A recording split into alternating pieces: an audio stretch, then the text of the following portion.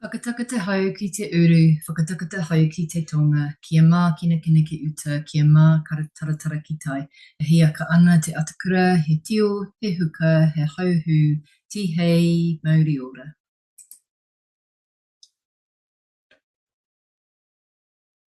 This is the first of the last three 2024 assessment for learning webinars for our Te Hiku o Te Maui Kāhui ako that are giving an overview of the 5 key areas of assessment for learning. All 3 of the term 4 webinars are focusing on clarity of learning and are framed around the 3 pātai of where am I going, where am I now, and what is my next step. Today we're exploring the importance of understanding as a teacher and sharing with our ākonga the intention of our learning. The strategy we will be reviewing, which was the focus of our last 2 rā kaiako, our teacher-only days, is Students Speak Rubrics.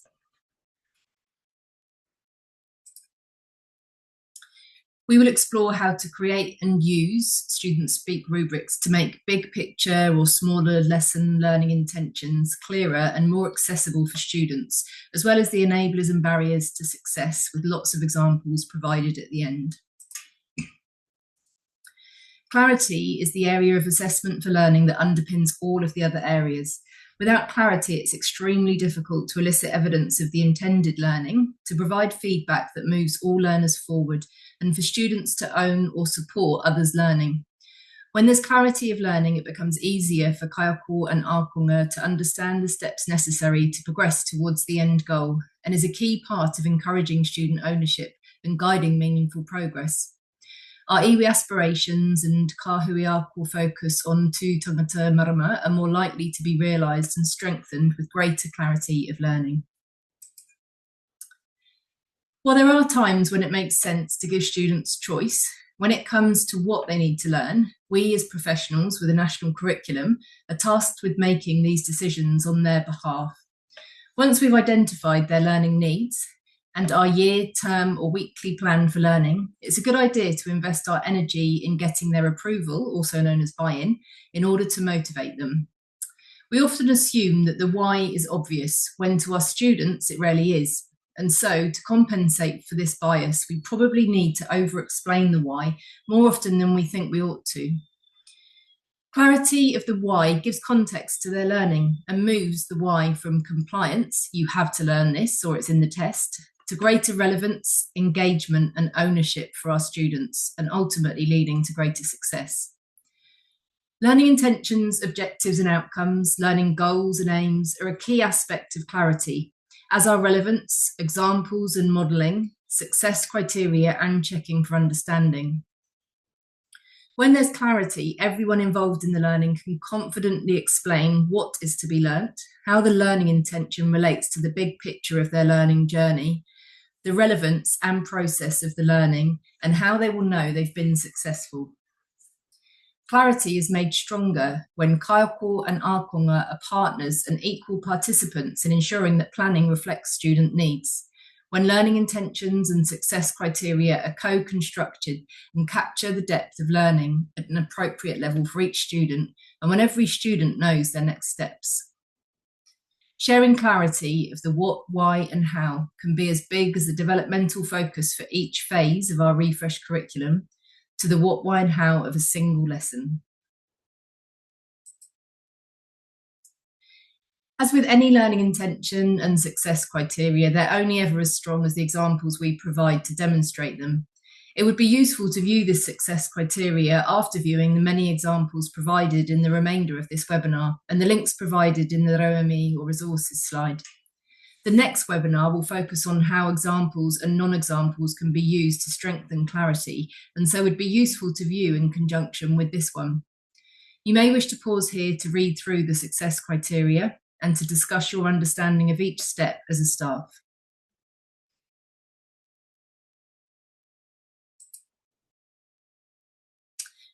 Here's a visual representation of the success criteria, highlighting that attitudes, skills and or knowledge that you are teaching and the students are learning are placed in the first column. The progressions sit across the top row from left to right in terms of complexity and or depth. The body of the table is made up of the descriptions that guide students' learning towards the bigger picture for clarity and success. Guy Claxton recently gave a webinar to the Aotearoa Educators Collective, and he talked about his opinion that we should be prioritising asking, ASKing, rather than KSAing, in order to grow 21st century learners. That is, thinking about the attitudes that we want our ākonga to develop first and foremost, rather than the knowledge we want them to obtain. Either way, all three are important to identify and describe to our learners. Rubrics can be a mix of all three, attitudes, skills, and knowledge, or they can be focused on one particular area of a learning area. Examples for all are provided below. I think this whakatauki speaks to helping our tamariki come out of the shadows of confusion with their learning towards the light of clarity. Pirahia tō aroaro ki te rā, tukuna tō ātārangi ki muri i a koe. Turn and face the sun and let the shadows fall behind you. The enablers and barriers are a summary of what we've already covered in this webinar, but definitely worth noting again to support your success in the creation and use of rubrics. AI can be a useful starting point for creating rubrics, however, you will likely need to edit them to align more to your students' needs. You may wish to pause here to read through the barriers and enablers and to discuss these as a staff. Do you have early adopters of AI on your team who can be the tuakana to the AI resistors?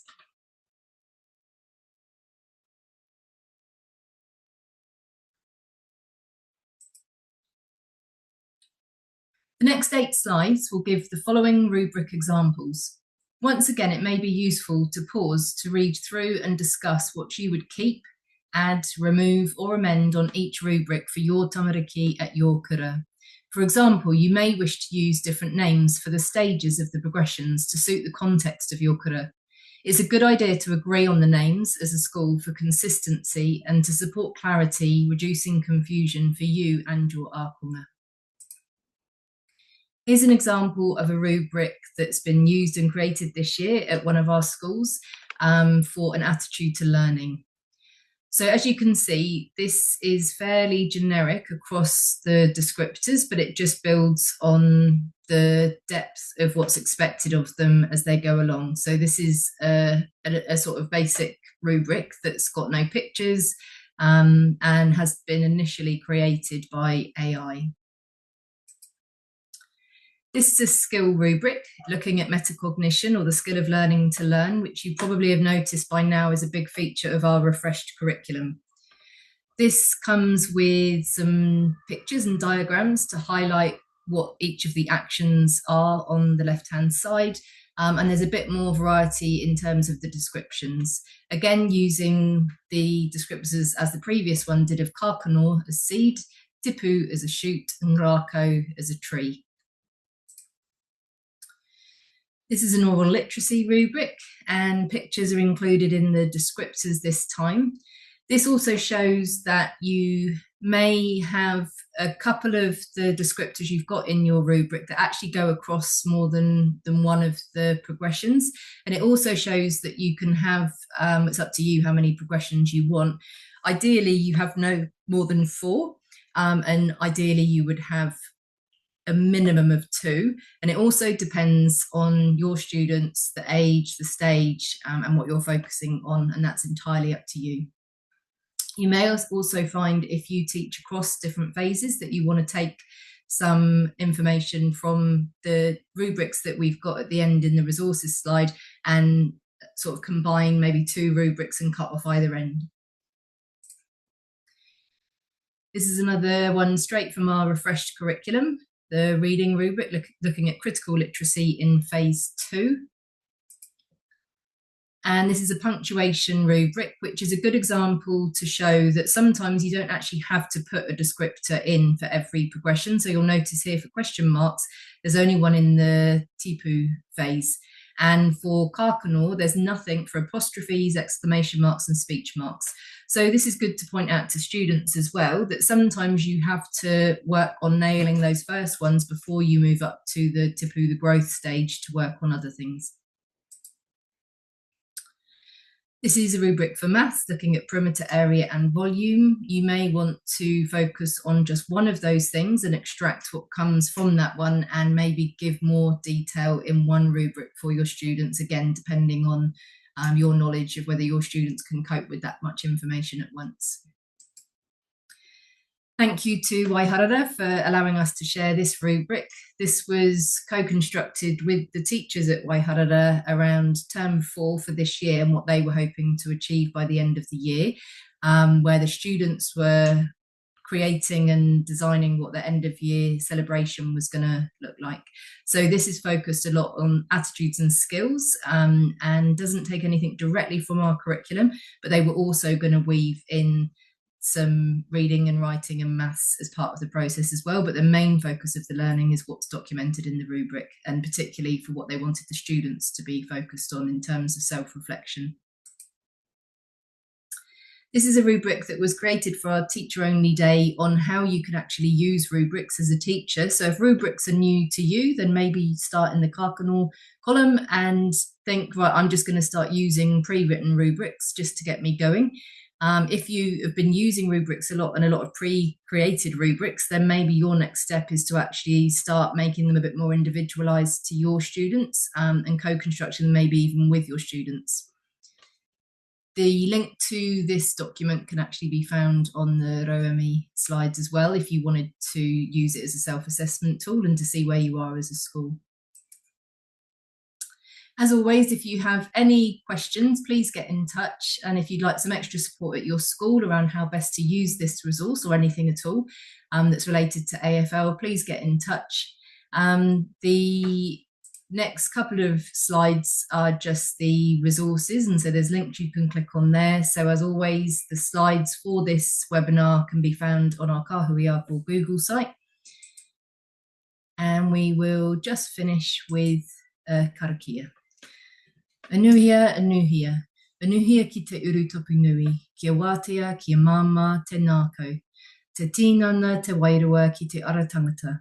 Koia rā e rongo. Whakairihia ake ki runga. Kia tina, tina, hui e, tāki e.